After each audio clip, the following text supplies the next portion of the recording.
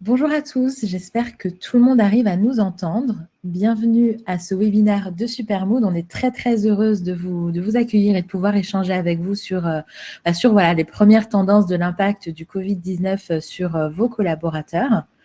Je ne sais pas si tout le monde m'entend bien. Super, merci beaucoup.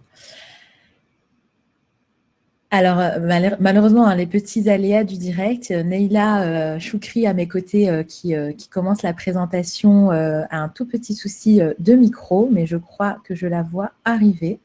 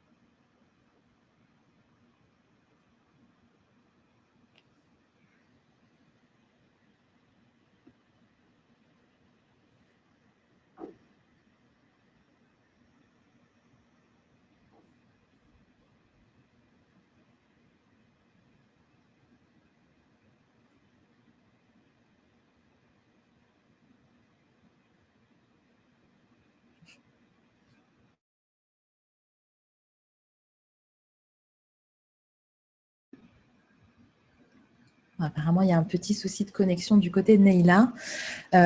Du coup, je vais me permettre d'introduire. Est-ce que tout le monde m'entend? Il n'y a toujours pas de son? Ou vous m'entendez? C'est revenu, super.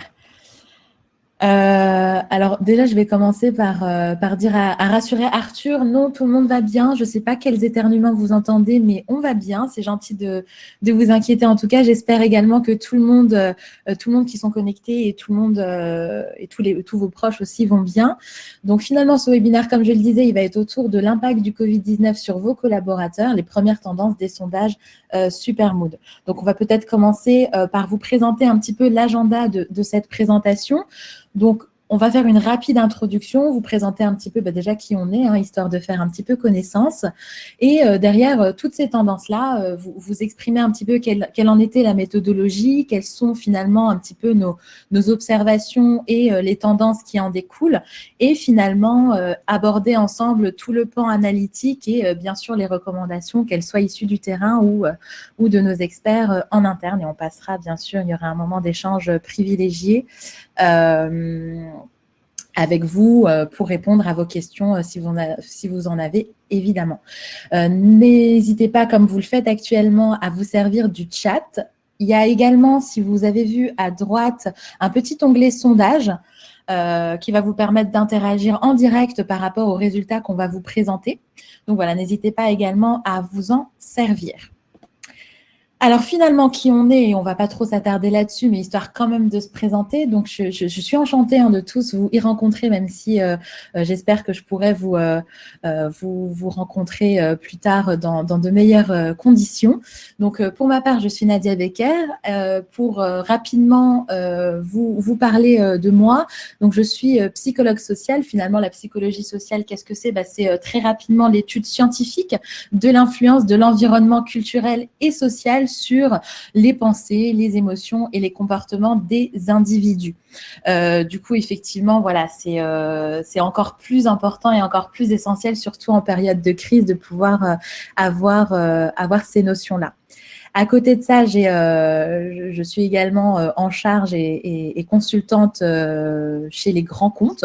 Donc, j'ai pour la particularité d'accompagner stratégiquement des COMEX, des directions RH et des directions de transformation comme voilà, les quelques clients que vous voyez affichés sur la slide. Et ça fait à peu près 5 ans maintenant que je suis dans le conseil et dans l'accompagnement des grands comptes. J'espère que Neila n'a pas réussi à nous rejoindre.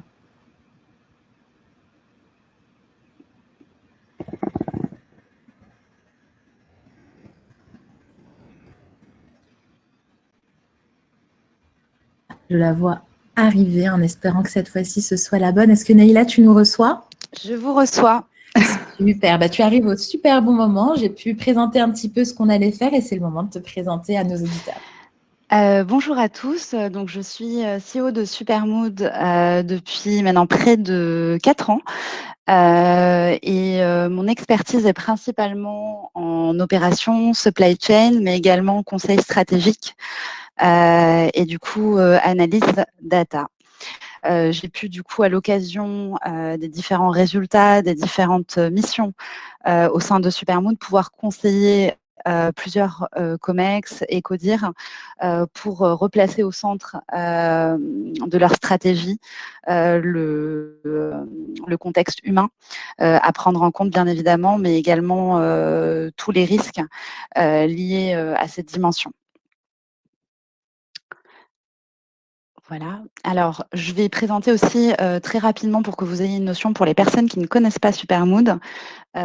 Aujourd'hui, la position de Supermood est principalement la récolte et l'analyse du coup de la data collaborateur avec deux dimensions. Une dimension qui est du coup très data sciences et de l'autre côté sciences humaines avec des expertises en interne qui sont notamment du coup de la psychologie du travail, psychologie sociale et clinique et toute la dimension transformation, organisation. Donc, on a essayé de faire un alliage parfait entre l'utilisation de la data et les expertises métiers qui pouvaient justement relever presque de l'obligation et de la nécessité quand on traite un sujet humain d'un point de vue data.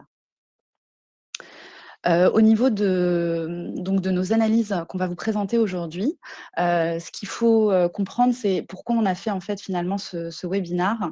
Depuis le début de la crise, on a mis en place une offre solidaire de manière à pouvoir justement aider les entreprises à maintenir le lien, mais aussi à monitorer les risques psychosociaux liés à cette période très éprouvante.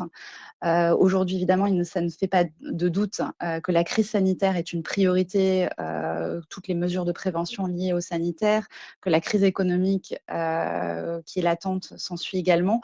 Mais c'était aujourd'hui de vous transmettre de manière publique les tendances qu'on observe afin de sensibiliser sur l'anticipation finalement d'une crise sociale qui peut du coup avoir lieu surtout sur les populations les plus fragilisées. Donc aujourd'hui, on va vous communiquer justement les premières tendances à travers du coup un échantillonnage que je vais vous présenter par la suite. Mais je voulais juste partir déjà de la démarche qu'on a employée avec nos data analysts pour éviter une surreprésentativité, je dirais, de certaines entreprises par rapport au nombre de personnes qui ont été interrogées. Donc, on a une démarche de segmentation par entreprise, puis par thématique que présentera Nadia par la suite, par question au sein de thématiques. Qui ont été du coup rédigées par nos psychologues du travail, mais aussi inspirées des versions officielles, notamment de l'INRS également, et les réponses du coup des collaborateurs. Ce mécanisme global permet finalement d'éviter des représentativités d'une entreprise plutôt qu'une autre pour permettre aux résultats d'avoir une approche quantitative assez juste. Sur l'échantillon, on a du coup plus de 30 000 données collaborateurs qui ont été récoltées depuis le début du confinement, plus de 15 000 collaborateurs qui ont été sondés, et puis plus de 1 500 verbatim collaborateurs donc qui traitent des besoins et des ressentis aussi des collaborateurs qui vous seront présentés par thématique par la suite, avec un taux de réponse de 60 et donc qui correspond notamment aux 30 000 données collaborateurs. Sur les secteurs d'activité qui ont été couverts, donc on a regroupé du coup les services financiers et assurances, les services énergie, agroalimentaire, sociétés de services, santé, technologie, biens personnels, distribution, médias, divertissement et immobilier. De toutes les manières, toute cette présentation vous sera envoyée par la suite. Là, c'est vraiment exhaustif en termes d'échantillonnage pour que vous puissiez comprendre la segmentation qui a été faite, mais vous la retrouvez dans la présentation qui vous sera envoyée. La segmentation par attribut, on a décidé du coup de segmenter par seniorité, par génération, par qualification, donc en inspiration de la qualification qui est donnée officielle ROM, par genre, les tailles d'entreprise et la position du coup par rapport aux clients. si on est en support, en front client, en middle ou en back. Donc ça permettait de voir justement les positions par rapport à la clientèle, et de voir s'il y avait des tendances, justement similaires. Sur, la segmentation par conditions de travail, je vais laisser, parler Nadia. Merci beaucoup Naïla. Du coup, effectivement, en fait, il y a eu à force de sonder, on a identifié 3 types de populations particulières puisqu'elles avaient des préoccupations particulières et différentes. Finalement, des collaborateurs en télétravail pour lesquels les besoins étaient finalement de récolter les ressentis et recenser les besoins terrain. À côté de ça, on avait également des collaborateurs en activité partielle pour lesquels les besoins étaient un peu différents puisqu'il a fallu en fait soutenir à distance et finalement les projeter sur une anticipation aussi de reprise d'activité. Et enfin, les collaborateurs sur le terrain, peut-être les plus exposés aussi parce que c'est eux qui vont braver les dangers d'un point de vue sanitaire et pour lesquels là, les besoins vont être de mesurer finalement l'impact psychologique que ces collaborateurs-là vont avoir et récolter leurs besoins en termes de prévention et d'organisation. Donc, si maintenant on passe un petit peu à la partie risques psychosociaux, finalement, ce qui va être important en cette période de crise, ça va être de les identifier. Alors très rapidement, sans pour autant en faire des tonnes, la définition des risques psychosociaux, finalement, ce sont les risques pour la santé mentale, physique, mais aussi sociale, qui sont engendrés par des conditions d'emploi et des facteurs organisationnels et relationnels susceptibles d'interagir avec le fonctionnement mental. Donc finalement, derrière tous ces risques-là, qu'est-ce que ça veut dire? Quels sont les facteurs de risque à appréhender, notamment en cette période-là pour éviter les conséquences à la fois à l'échelle individuelle mais aussi à l'échelle collective? Ça va être tout ce qui va être relatif à l'intensité et au temps de travail, les charges émotionnelles, l'autonomie, les liens sociaux, les conflits également qui peuvent s'opérer avec nos propres valeurs et l'insécurité professionnelle. Donc voilà, donc on a un petit peu ces thématiques-là. Bien sûr, souvent, pour identifier ces facteurs de risque, il existe en fait des questionnaires gérés et générés par des institutions officielles comme l'ANACT, comme l'INRS, que, en l'occurrence, pour cette situation un peu inédite et exceptionnelle, on a dû adapter pour pouvoir en fait permettre à l'ensemble de nos clients de pouvoir questionner assez rapidement en cette période de crise autour de ces facteurs de risque. Mais nous travaillerons bien sûr par la suite en collaboration avec d'autres experts afin de valider et surtout d'optimiser cette version d'adaptation. Au niveau des thématiques finalement qu'on a sondées, pour vous faire un petit peu une liste de courses et un petit peu énumérer les différentes thématiques, on a eu une thématique autour du moral et de la motivation des collaborateurs, des choses liées à l'organisation et la priorisation qui viennent complètement être chamboulées en cette période de crise, la confiance également que les collaborateurs peuvent avoir dans la continuité de l'activité. On entend beaucoup de choses, on entend parler de récession économique, etc. Donc, ça va être hyper important de savoir à quel point les collaborateurs se sentent confiants là-dessus. Les conditions de travail, le niveau d'information, est-ce que je suis suffisamment informée au niveau général, est-ce que j'ai accès aux informations du gouvernement, est-ce que j'ai accès aux informations aussi qui peuvent avoir un impact sur mon entreprise, sur mon travail, sur moi-même, et finalement le lien social, est-ce qu'il arrive à être maintenu entre les différentes populations? Voilà un petit peu pour les thématiques sondées. N'hésitez pas, si vous avez des questions, à utiliser l'onglet questions ou le chat. Et je vais maintenant laisser la parole à Neila qui va vous présenter un petit peu toutes nos observations et nos tendances derrière tout ça. Parfait, merci beaucoup Nadia. Alors sur les tendances globales, donc évidemment, c'est les premières tendances. On se permettra également de vous communiquer, toutes les personnes qui sont présentes, les évolutions dans le temps. Aujourd'hui, ce qu'on a pu constater d'un point de vue assez global, ce sont les personnes notamment qui sont angoissées par rapport à la continuité d'activité. Sur la globalité, on avait près de 30% qui étaient angoissés par rapport à cette thématique-là. On avait une personne sur 3 qui considérait également que le moral et l'énergie étaient assez faibles, donc les notes étaient au-dessus du seuil de détresse. Près de 40% des personnes qui se sentent également en manque d'interaction sociale. On verra par la suite des segmentations dans la population, mais ça, c'est vraiment au global en termes de tendances qu'on a pu constater. Sur, les grandes tendances par rapport à la segmentation des tailles d'entreprise. On a pu voir, sur les 5 thématiques notamment, que, les grands comptes, donc sociétés en tout cas de plus de 5 000 employés, avaient particulièrement des problématiques quant aux conditions de travail. On ressentit en tout cas, des salariés, concernant les conditions de travail, l'organisation et la priorisation et le manque de lien social et également, pardon, l'anxiété quant à la continuité de l'activité. Donc les grands comptes sont beaucoup plus affectés de manière globale. Les salariés des grands comptes, tendent à avoir, des notes en dessous, du seuil. Par rapport aux ETI, on a pu constater que c'était plutôt sur le moral et l'anxiété au niveau des salariés. Pour les PME, on les retrouve en deuxième rang, sur le moral et sur le manque de lien social, ce qui est sûrement lié aux tendances qu'on pourra aborder par la suite par rapport à l'âge moyen, des personnes qui travaillent en PME. Sur les tendances par population, on a vu une population qui du coup, tendait à souffrir, beaucoup plus, en termes d'anxiété, qui sont notamment les femmes. Les femmes qui semblent en tout cas, selon les résultats, beaucoup plus impactées que les hommes. On vous a mis l'échantillonnage à chaque fois, pour chaque catégorie, avec 4 femmes sur 10, du coup qui sont au-dessus, pardon, du seuil, de détresse. Au niveau des jeunes populations, donc des générations Z, et Y, et plus exactement des tranches entre 18 et 35 ans, qui sont des tranches, qui sont les plus affectées. Notamment, dans l'échelle, du coup de notation par rapport au moral et à l'anxiété. Près de 30 des salariés également, par rapport à l'ancienneté, donc qui ont eu moins d'1 an d'ancienneté, sont beaucoup plus touchés, que les personnes qui travaillent, dans l'entreprise depuis plus d'années. Sûrement par, manque encore d'intégration dans l'entreprise pour qui le lien social, doit être, sûrement plus difficile en télétravail généralisé.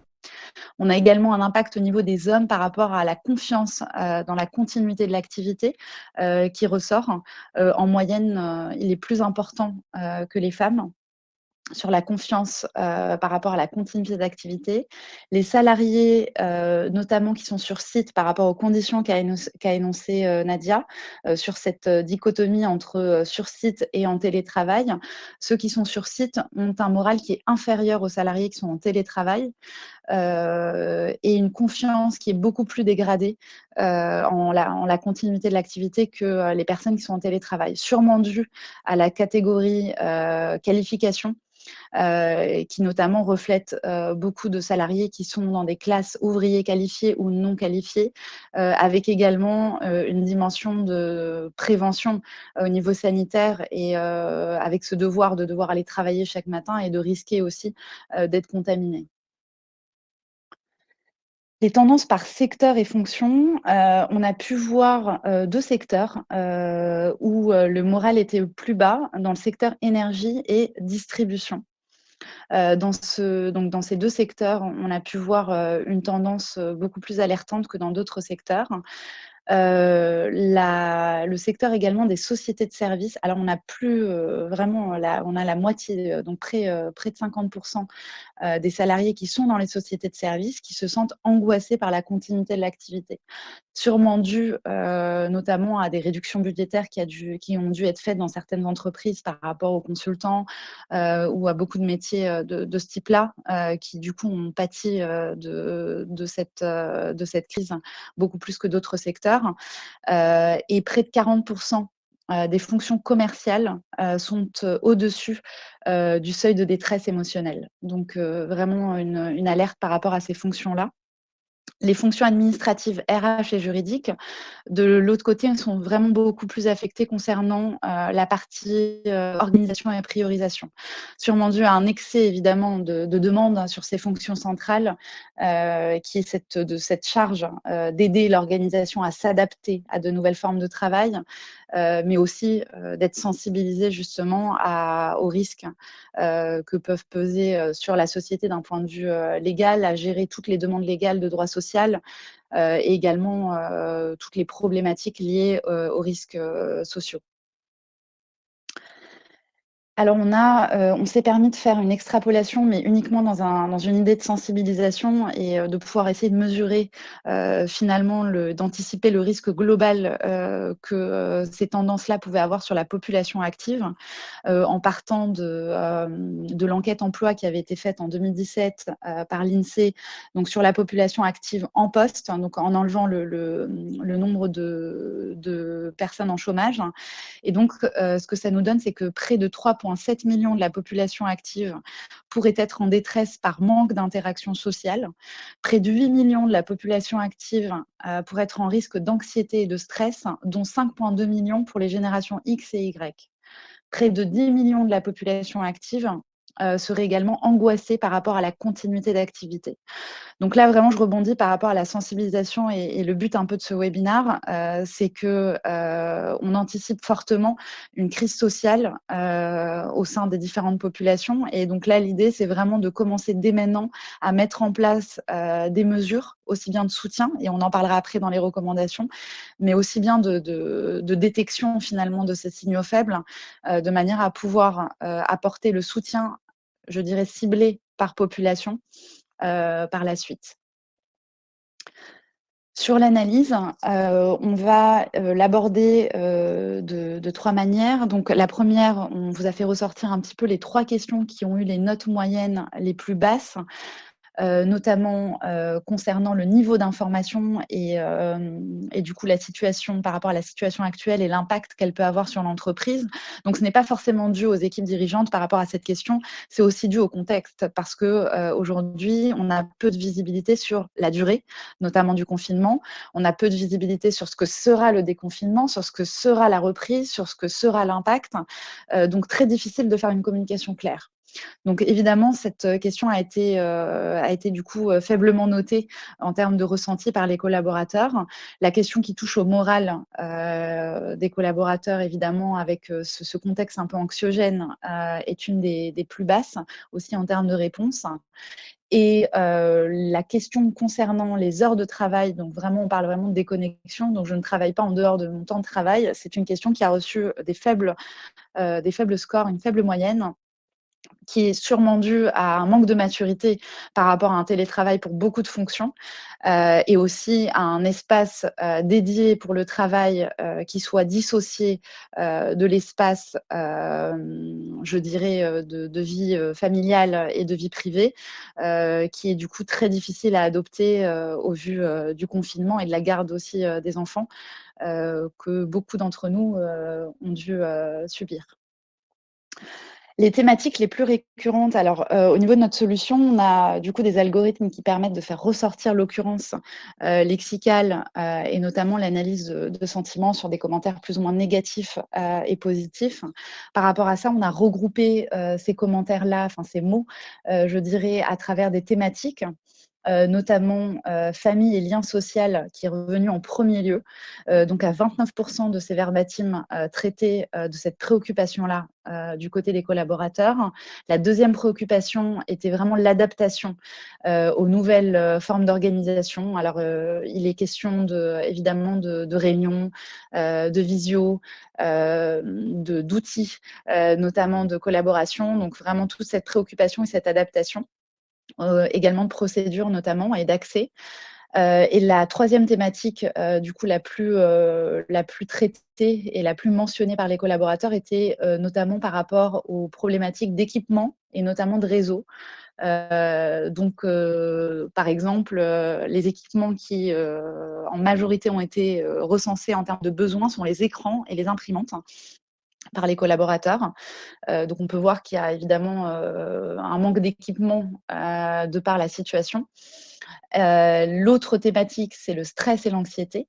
Et enfin, l'équilibre vie pro, vie privée. Donc ça, sur les 1500 verbatim, on vous a mis la répartition en pourcentage par rapport au nombre de collaborateurs qui l'auraient mentionné dans leur verbatim. Je vais laisser Nadia continuer. Merci Neila. Du coup, effectivement, au niveau des symptômes relevés, il y a pas mal de choses, hein. On va faire un peu une liste de courses ensemble. Il y a notamment des choses sur les symptômes physique qui amplifie finalement la peur de l'infection et l'inquiétude. Ça, c'est un petit peu ce qu'on pressent finalement derrière tout ça. L'inadéquation de l'information transmise aussi, hein, on entend pas mal de fake news et on n'a pas tous le même rapport finalement de l'accès à l'information. On va entendre un peu tout et n'importe quoi, et il est bon de rappeler aussi le lien officiel pour limiter l'anxiété des collaborateurs et la confusion finalement sur l'objectif du confinement. Toujours en lien un petit peu avec cette inadéquation de l'information transmise, on va avoir l'absence de clarté sur les niveaux de risque aussi qui s'opèrent en cette période-là, l'anxiété par rapport aux conséquences économiques de la perte de revenus, notamment pour les personnes qui ont déjà commencé à être en activité partielle, la détresse socio-économique globale finalement qui peut être engendrée aussi des précédentes thématiques, et finalement, et vous avez sûrement déjà dû entendre parler de ça, notamment au début de la crise, mais la stigmatisation à l'égard des personnes représentant un danger de propagation ou issues d'une région surexposée. Finalement, et pas des moindres, l'isolement et le manque de liens sociaux qui vient finalement exacerber également les potentielles conséquences psychologiques auprès des collaborateurs. Je pense à de la dépression, à l'isolement aussi que peuvent ressentir certaines populations, mais également à tous les traumatismes qui peuvent être liés à cette crise et qui viendront en fait apparaître à l'issue de cette crise, tout ce qui est peur, anxiété, voilà, tous ces signaux faibles un petit peu qui vont être propices au développement de conséquences lourdes. Voilà. Au niveau des symptômes déjà relevés par population, un petit peu ce que disait Naïla tout à l'heure, un petit peu plus tôt. Au niveau des femmes, finalement, voilà, on a de la peur. On a de la peur, et finalement, pour qui et comment ça s'exprime, d'après les premières observations qu'on a pu avoir, ça va être de la peur au niveau des mères, surtout qui ont des jeunes enfants, qui ont peur d'être infectées ou même de transmettre le virus. Des peurs aussi au niveau des futures mères, finalement, les femmes enceintes qui ont peur d'être infectées et qui ont peur finalement pour leur nouveau-né à venir. La charge mentale finalement que tout ça vient générer, les lacunes dans la distribution des biens de première nécessité qui ne sont pas forcément avérées, mais qui sont une peur finalement pour la stabilité financière du foyer ou pour l'approvisionnement du foyer en biens de première nécessité. Au niveau des jeunes, on n'est pas du tout sur les mêmes symptômes. On a plutôt des choses autour de l'ennui, la frustration et le sentiment d'isolement causé finalement par ce confinement. On voit plus ses amis, on voit plus ses collègues comme avant. Il fait beau, on n'arrive pas à aller en terrasse. Bon, voilà, tout ça finalement, cette réduction de contacts physiques et de contacts sociaux vient également relever certains symptômes. Au niveau des couples, et j'imagine peut-être que dans l'audience, il y a des gens qui l'expérimentent peut-être déjà, des tensions surviennent aussi dans les couples liés au confinement, la charge liée aux enfants qu'on a à la maison, qu'ils soient en bas âge ou pas, une surcharge aussi au niveau de il faut faire les devoirs avec eux, etc. Donc tout ça, ça vient générer aussi des tensions qui peuvent également amener à des conséquences ou des symptômes. Au niveau des fonctions commerciales, cette fois-ci, alors là, on est sur autre chose, puisqu'on est sur une thématique liée à l'insécurité professionnelle. Finalement, on a une certaine forme de perte des relations commerciales qui génère aussi une certaine anxiété finalement au niveau de la perte de son propre emploi. Et sur les populations sur site, c'est un peu ce que je disais en introduction, mais on va avoir une anxiété particulière puisqu'on va avoir d'autant plus la peur d'être contaminé ou d'être en manque de matériel lié à la prévention, les masques, le gel hydroalcoolique, les gants, ce genre de choses. Alors, on va passer maintenant aux recommandations. Est-ce que tout le monde m'entend bien? Je vois qu'il y a quelques personnes qui ont du mal à entendre. Oui, super. Bon, écoutez, génial. Au niveau des recommandations, alors finalement, avant de rentrer dans le détail des recommandations, la première recommandation qu'on pourrait vous donner finalement, c'est de mettre en place des solutions qui soient rapides, qui soient à la fois rapides à mettre en place, mais aussi qui soient à la fois rapides pour vous donner des accès à ces premières tendances et à ces premiers signaux faibles.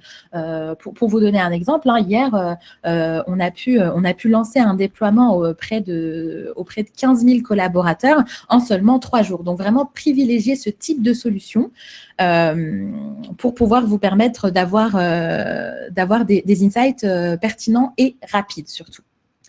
Alors finalement, au niveau de l'analyse, comment ça se passe une fois qu'on a ce type de solution rapide? Eh bien, dans un premier temps, on va venir mesurer à l'aide d'un indicateur unique et récurrent les fluctuations.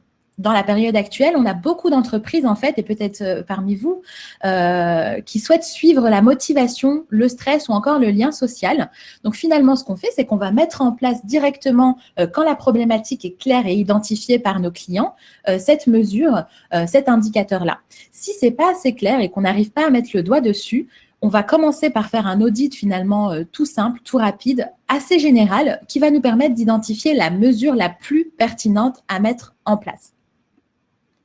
Dans un second temps, ce qu'on va pouvoir faire, c'est repérer les signaux faibles par population. Et ça, c'est hyper important. Vous pouvez voir effectivement sur les captures d'écran ce qu'on est capable de faire. On va pouvoir explorer dans le détail les scores et les moyennes à vos différentes questions, à vos différentes thématiques pour chacune des populations. Donc, on va avoir par région, par équipe, si c'est nécessaire, des différences qu'on va pouvoir venir explorer et voir un petit peu par rapport à la tendance globale de l'entreprise, quelles sont les disparités. Et ça nous donne effectivement ce type de rendu que vous voyez ensuite sous forme d'araignée avec les différents piliers finalement qui viennent composer les risques psychosociaux, où on en est, est-ce qu'il y a une alerte en particulier. Donc là, je vous présentais un petit peu tout ce qu'on peut faire en termes d'analyse quantitative. Bien sûr, derrière tout ça, il va y avoir les commentaires de vos collaborateurs. Qu'est-ce qu'ils disent concrètement? Et vient donc ici l'analyse qualitative. Donc l'idée, ça va être de recenser les occurrences chez vos collaborateurs. Donc vous allez pouvoir découvrir les commentaires anonymes rédigés par vos collaborateurs pour préciser votre analyse et réfléchir finalement à des pistes d'amélioration ou à des propositions de solutions à la fois au niveau global, mais aussi au niveau local. Donc on a pour l'exemple et pour le webinaire, créer des commentaires fictifs, questions éthiques, on pourrait pas vous partager des commentaires directement issus de nos clients, mais voilà, il y a plusieurs thématiques qui vont nous mettre un peu la puce à l'oreille, qui vont être des alertes au niveau du stress, au niveau du lien social, de la charge de travail, des peurs du côté sanitaire, un petit peu tous ces symptômes dont on parlait précédemment. Voilà, on va avoir ce type de commentaire qui va venir créer une alerte et qu'on va pouvoir creuser de manière plus approfondie. Alors finalement, vous allez me dire, tout ça c'est bien beau, mais en termes de recommandations, d'action, qu'est-ce qu'on peut faire? Qu'est-ce qui est mis en place chez la plupart de nos clients? Eh bien, finalement, à l'issue de ces 3 premières semaines de crise, de confinement, qu'est-ce qui a été mis en place? Eh bien, la première chose, et vraiment la chose, à mon sens, la plus essentielle, ça va être la communication. N'ayez pas peur et même communiquer, n'ayez pas peur de même surcommuniquer, surtout en cette période-là avec vos collaborateurs. Partagez les tendances des premiers ressentis exprimés via les sondages. Ça va permettre en plus aux collaborateurs qui reçoivent ce premier partage de se sentir moins isolés et c'est déjà un premier pas pour prévenir les risques psychosociaux. J'en parlais un petit peu en introduction de cette partie-là, mais faites preuve également d'agilité en adaptant le sondage, le dialogue que vous allez avoir avec les collaborateurs, notamment en vous appuyant sur nous, par exemple, sur notre équipe d'experts, pour adapter éventuellement les différents sondages. En période de changement, déjà en temps normal, sans parler de crise, c'est ce qu'on fait régulièrement, mais alors là, avec tous les changements qu'on vit et qui sont de plus en plus fréquents au vu de la situation, c'est encore plus essentiel.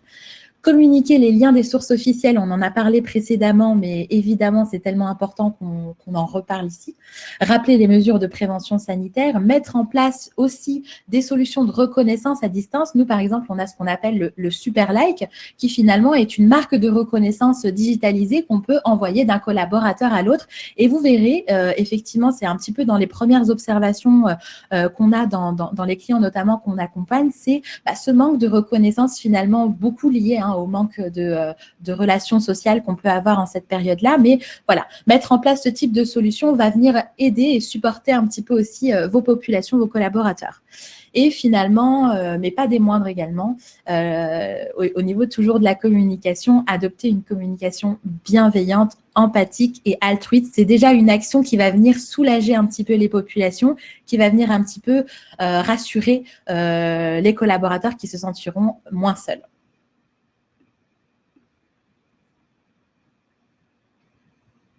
Je vais laisser maintenant la parole à Neila sur tout ce qui est recommandations un peu plus globales et générales de nos experts Superbot.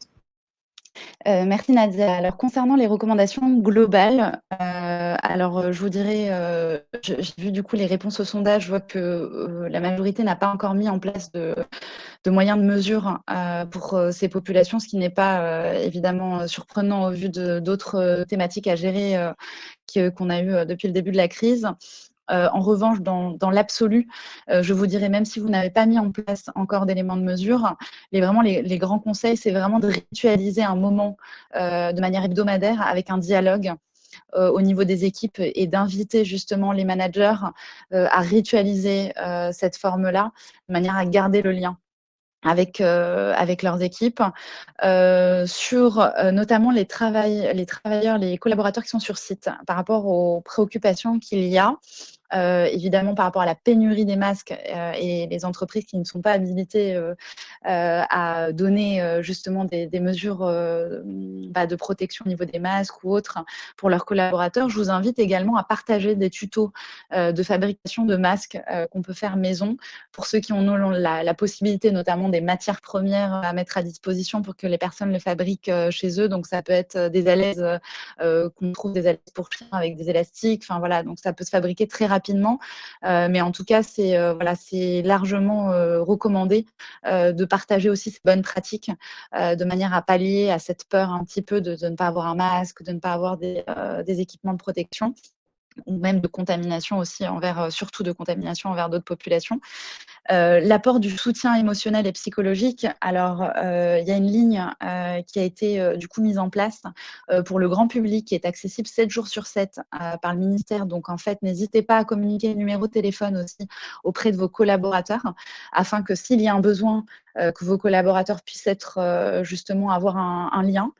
Et puis le respect de l'équilibre vie privée, vie pro. Évidemment, je sais que beaucoup d'entre vous déjà communiquent sur le droit de la déconnexion, mais n'hésitez pas, la répétition dans ce cas-là ne sera pas, défavorable, je dirais.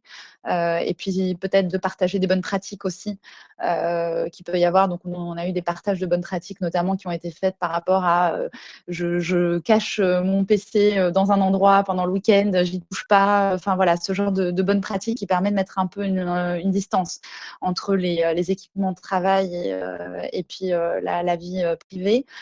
Créer des groupes de partage. Alors pas forcément par métier ou autre, mais vraiment essayer d'avoir des groupes de partage sur finalement ce vécu d'expérience par rapport au confinement. Parce que ça rassure le fait de savoir que d'autres personnes vivent les mêmes choses que nous.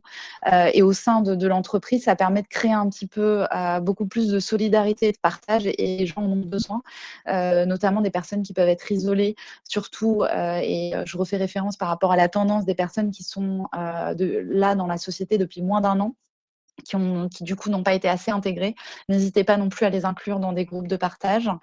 Et de manière globale, je dirais que c'est le moment vraiment d'adopter un leadership assez bienveillant, que ça soit d'un point de vue managérial, que ça soit d'un point de vue communication, et également sur le côté reconnaissance symbolique. Alors que ça soit, en effet, comme le disait Nadia, à travers des petits outils, notamment de reconnaissance à distance, mais aussi une reconnaissance publique. Voilà, donc beaucoup de directeurs généraux ont mis des posts sur LinkedIn pour remercier justement leur population qui partaient travailler. Ça peut être décrié par certains, mais dans l'absolu, évidemment que les populations aujourd'hui ont plus besoin que jamais d'être reconnues pour le travail qu'ils opèrent dans ces conditions. Alors, je me permets, juste de revenir, je me suis permise notamment par rapport à la présentation de pouvoir mettre les réponses aux questions, donc n'hésitez pas, à poser vos questions. Je vais me permettre de prendre les 2 dernières questions à l'oral, concernant, une des questions qui était, par rapport aux différences notables entre les personnes habitant en ville et à la campagne par rapport à nos données. On a pu, distinguer, en effet, cette partie-là, mais l'échantillon n'est pas assez représentatif aujourd'hui pour que je puisse vous en apporter des éléments. Donc, je n'hésiterai pas, et je garde ce point-là de côté pour que dans nos datas, dès qu'on arrive à un échantillon assez représentatif, on puisse le communiquer aux personnes qui sont présentes sur les prochains résultats et les tendances qu'on aura par la suite. Également, donc je relis la question, la dernière question qui a été posée. Donc, certains ne supportent pas la surcommunication. Alors je ne sais pas si la personne qui a mis, donc mariés tous, il est possible d'expliciter, la question pour être sûre que j'ai bien compris. Donc n'hésitez pas à me dire si j'ai mal compris la question. De ce que je comprends, c'est que certaines personnes ne supporteraient pas la surcommunication. Et du coup, qu'est-ce qu'il faudrait faire dans ce cas-là? Alors quand on parle de surcommunication, évidemment, c'est pas de communiquer la même communication, tout le temps. L'idée, c'est plus justement d'être proactif dans le besoin des employés. C'est vrai que c'est assez délicat et assez difficile à faire quand on n'a pas d'éléments d'échange. C'est pour ça que nous, on met en place justement cette solution-là pour pouvoir permettre d'avoir, les besoins finalement des salariés. Parce que si vous voyez dans la semaine que dans vos résultats, il y a eu un besoin et un manque de clarté, par rapport aux mesures de prévention en usine, vous n'allez pas surcommuniquer puisque vous allez répondre finalement à une interrogation qui a été soulevée. Donc quand on dit surcommunication, c'est vraiment surcommunication sur des sujets qui n'ont pas été clarifiés, qui ne sont pas assez clairs ou qui sont ressentis comme anxiogènes par les collaborateurs et qui peuvent être différents d'une semaine sur l'autre. Tout à fait. Et pour compléter ce que dit Naïla, c'est aussi sur un aspect de fréquence. Ça va être un peu plus fréquent en termes de communication que ce qu'on a l'habitude de faire, justement parce que les questions sont démultipliées en période de crise. Parfait. Alors je ne sais pas si n'hésitez pas si vous avez d'autres questions. De toutes les manières, on pourra également vous donner, les réponses aux questions par écrit. Le but, c'est vraiment d'évacuer toutes les interrogations. Je me permets de revenir par rapport au sondage, sur, la majorité par rapport au manque de visibilité sur l'impact de la crise, et la continuité et par rapport, justement à la confiance, donc à la thématique, qui semble, du coup préoccuper, la majorité, ou en tout cas ce que vous pensez être un enjeu pour demain, donc notamment le moral et la motivation et la confiance dans la continuité de l'activité. Donc par rapport à ça, je me permets de vous avancer, en avant-première, en tout cas ce que nous on mettra en place pour essayer d'aider, les personnes qui ont pris, que ça soit l'offre solidarité ou qui sont déjà clients Supermood. On va essayer de mettre en place un chat, qui va permettre d'aider, avec des experts en légal, sur le droit social, mais aussi sur la partie psychologie, et aussi vous aider en analyse de manière à pouvoir avoir des experts qui vous supportent, dans cette démarche-là. Et par rapport à la confiance dans la continuité de l'activité, on va essayer de mettre en place un sondage, pour récolter un maximum d'idées des collaborateurs sur la relance, de la croissance pour, justement, pouvoir, bénéficier de cette intelligence collective, du terrain et d'avoir des idées, sur cette relance-là qu'on pourra communiquer également avec vous, par la suite dans les, prochaines, données. Je vais me permettre de prendre la dernière question du coup. Certains collaborateurs considèrent qu'en période de confinement, ils n'apprécient pas une communication régulière, nouveau pour eux et d'autant plus quand elle devient trop bienveillante. Alors, complètement, évidemment, au niveau des collaborateurs, vous ne ferez jamais l'unanimité. L'idée n'est pas de faire l'unanimité, et c'est pour ça qu'on est vraiment dans un sondage où on va aller voir les tendances, évidemment majoritaires sur une population. L'idée, c'est de se dire, si on a une population, qui est en détresse et en dessous d'un seuil, de lui communiquer, les sources officielles déjà pour éviter d'avoir, toute cette, ce côté anxiogène, sur ou des fake news ou des news, qui ne seraient pas officielles et qui permettraient de contribuer au côté anxiogène, mais également de leur communiquer des mesures de soutien.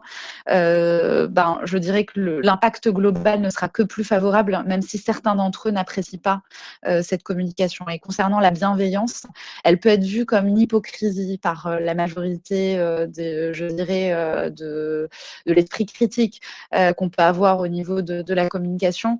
Mais je dirais que dans cette période de crise, au vu du confinement et au vu des mouvements de solidarité, on est vraiment dans une mobilisation globale. Je pense qu'on parle d'une crise, au-delà de la crise économique, d'une crise qui touche, la santé. Donc là, on est vraiment dans ce mouvement-là. Donc je dirais que c'est beaucoup plus naturel, de faire confiance en cette bienveillance aujourd'hui dans cette période de crise dans la communication. Donc moi, je n'hésiterai pas dans cette, partie-là. Voilà, alors je ne sais pas s'il y a d'autres interrogations. Nadia, est-ce que tu aurais d'autres ajouts, à faire? J'ai vu effectivement une question dans le chat de Jean-Pierre, si je ne me trompe pas, oui tout à fait, qui nous demandait est-ce que vous recueillez des bonnes pratiques? Alors pour répondre à la question, oui, on en recueille. Alors finalement, avant même de recueillir des bonnes pratiques, ce qu'on recommande à nos clients, c'est de recueillir les suggestions de leurs collaborateurs sur certains sujets. Là, en l'occurrence, par exemple, dans les premiers sondages en période de crise, on avait des questions autour de est-ce qu'en équipe on arrive à garder un bon moral ou ce genre de choses. Bon bah voilà, on va demander un peu les suggestions des collaborateurs sur le fait de, enfin voilà, qu'est-ce qu'ils suggéraient pour un petit peu garder le moral, pour avoir un bon moral en cette période-là, et voilà. Et finalement, ces suggestions collaborateurs se transforment en bonnes pratiques au sein d'un client, et puis ça vient se propager effectivement, et on le partage à vous ou à d'autres clients. Donc un peu pour répondre à la question, je crois qu'on a du coup balayé toutes Voilà, les je questions. rajouterais juste, Nadia, par rapport à ce que tu as apporté. On a mis en place d'ailleurs, du coup, avec les questions à choix multiples. Souvent, je reviens par rapport à la tendance des fonctions RH et également des fonctions administratives qui, du coup, ont du mal à prioriser avec toutes les demandes qui leur arrivent. On a mis en place justement un système qui permettait justement de prioriser par la population, donc c'est presque un système de vote finalement de la population qui permettrait de pouvoir dire bon bah voilà, on a vu ce qu'il y avait à mettre en place, on a pensé à mettre en place ces 3 thèmes, qu'est-ce qui est le plus prioritaire pour vous? Et donc ça permettrait rapidement d'avoir une majorité qui va indiquer une priorité d'action. Et donc, ça vous laisse le temps au moins de pouvoir mettre en place des actions prioritaires et de pouvoir faire saccader le temps comme ça. Donc, ça, c'est une bonne pratique, en tout cas, qu'on conseille aussi sur la gestion des actions à mettre en place. Tout à fait. Alors, je ne sais pas si... il n'y a pas de son, visiblement, pour une personne. Alors, les personnes qui ont eu des problèmes de son, n'hésitez pas, vous aurez l'enregistrement notamment du webinar pour toutes les personnes qui auraient eu des problèmes de son. Je m'en excuse. Donc là, c'est la joie de la digitalisation et des outils, et peut-être aussi du réseau parfois. Donc, n'hésitez pas à revoir voilà, l'enregistrement. Et à toutes les personnes qui sont présentes, on vous enverra la présentation que vous avez pu voir, qu'on a pu faire aujourd'hui. Et puis, on vous tiendra au courant dans la boucle également des prochaines tendances afin que vous puissiez être informés en avant-première. Voilà, voilà. Bah, écoutez, en tout cas, je vous remercie à tous d'avoir participé, et j'insiste encore sur l'anticipation finalement de cette crise sociale qu'on risque de connaître du coup qu'on est en train de constater, mais qu'on va connaître d'un point de vue beaucoup plus global, et notamment avec les populations qui se réintégreront et qui ont connu l'activité partielle, qui sera une autre population qu'on abordera également dans quelques semaines. Et donc voilà, donc ça sera, je pense, les grandes lignes, en tout cas, qui vous permettent aujourd'hui, malgré le fait que vous n'ayez pas mis en place d'éléments de mesure, déjà de pouvoir prévoir et anticiper certaines mesures de prévention afin d'amorcer justement cette crise sociale, et aussi d'amorcer les mesures de reprise. Voilà, et pour toutes les personnes qui auraient besoin notamment d'assistance par rapport à la communication, comme j'ai pu voir certaines questions, ou par rapport à des conseils, n'hésitez pas à nous contacter. Les personnes qui n'auraient pas encore souscrit à l'offre Solidarité, n'hésitez pas non plus. On est vraiment là pour aider et mobiliser dans cette démarche, et on serait ravis de pouvoir vous accompagner voilà, avec les problématiques que vous pourriez avoir, en espérant y contribuer. Un grand merci à tous. Encore merci beaucoup, et surtout en attendant, prenez bien soin de vous. Au revoir.